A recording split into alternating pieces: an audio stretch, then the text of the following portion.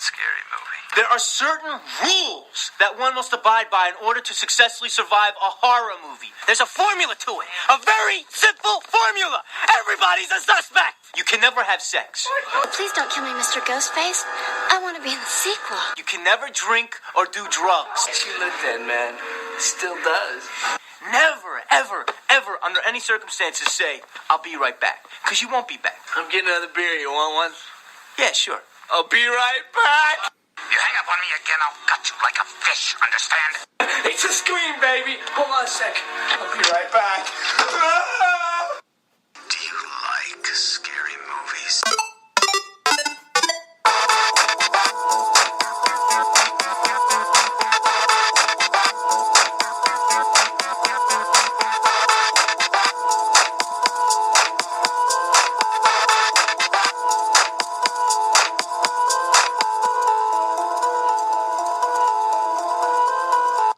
Good evening. Welcome to this week's edition of the WayBack Movies Podcast, a show where we review the best and not so best of 80s and 90s cinema, because really, fuck the 2000s. My name is Steve, and with me on this crazy journey, Justin. Doctor. And we're back. Yes, sir. Continuing, or I guess beginning, the rest of Wes Craven month, if you will. Months, wow. Months, Continuing. plural, I guess, yeah, because this is going to take a little bit of time, so... with that being said, we today are going back to December 20th, 1996 for a little picture called Scream. Most would say pretty much Wes Craven's second franchise. His also kind of, I would say more so than even Nightmare, kind of his resurgence into pop culturedom. If that makes any sense. I mean, by helping reinvent the genre that he pioneered. Pretty much, yeah. So I think that's kind of the way it's looked at in the annals of history, if you will, about this. I think so. But I got a lot of notes on this, so I say we just jump right into the Wayback Machine and get this started. So here we go. December 20th, 1996.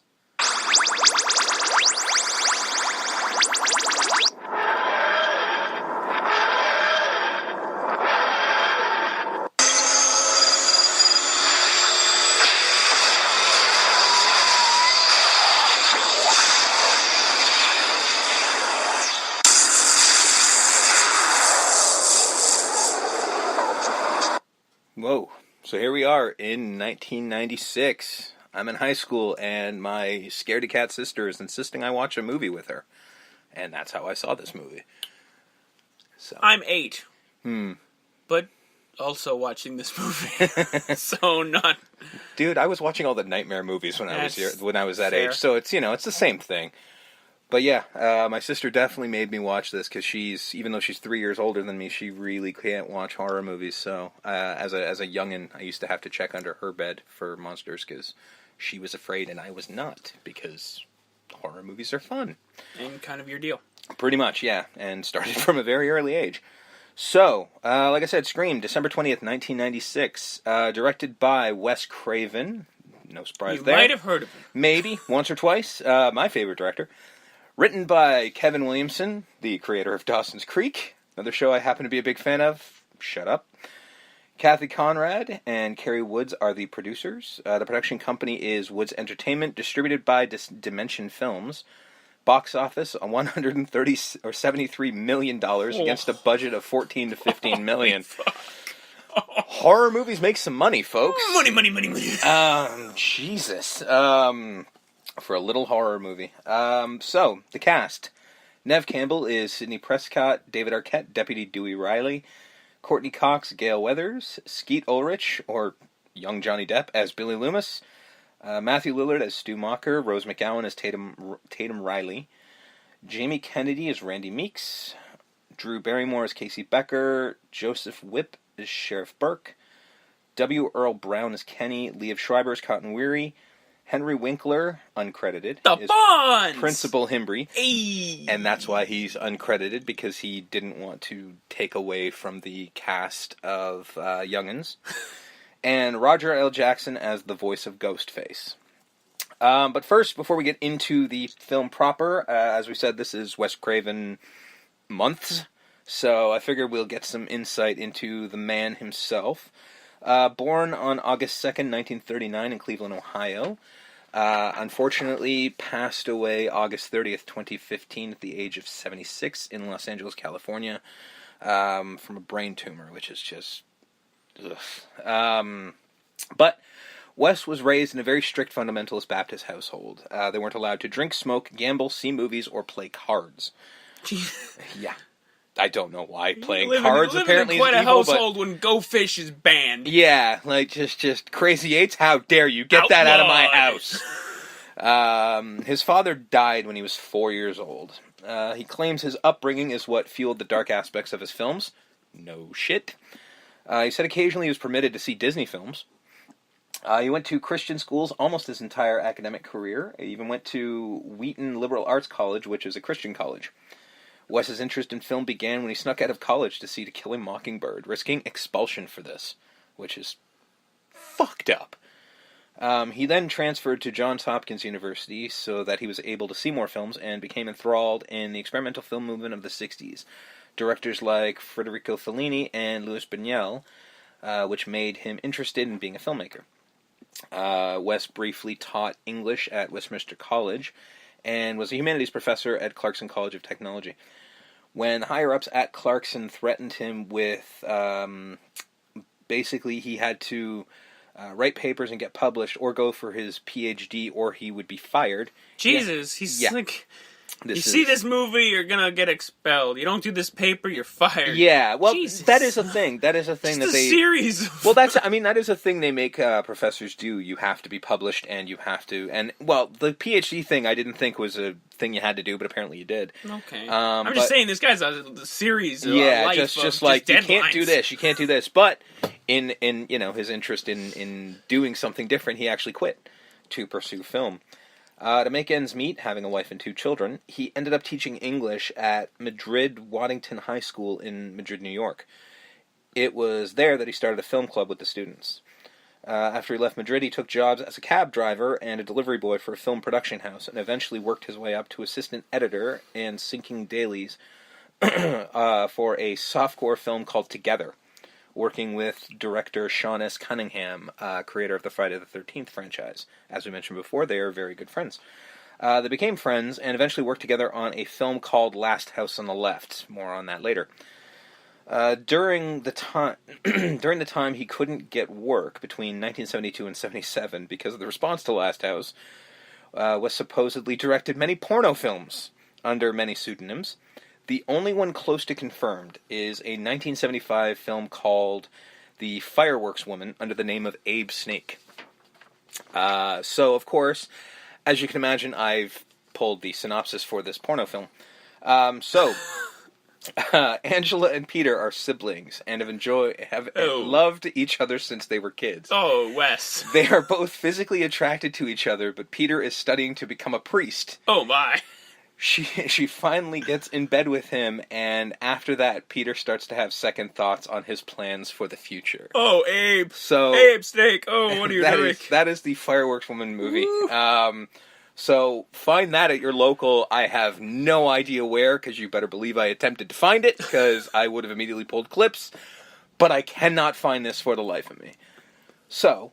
that being said, that's all we've got on Mr. Craven for now. It's a weird place to stop, but I thought it was pretty funny. So that's where I'm going here. We'll check back with Wes as we'll the check months back. Continue. Yes.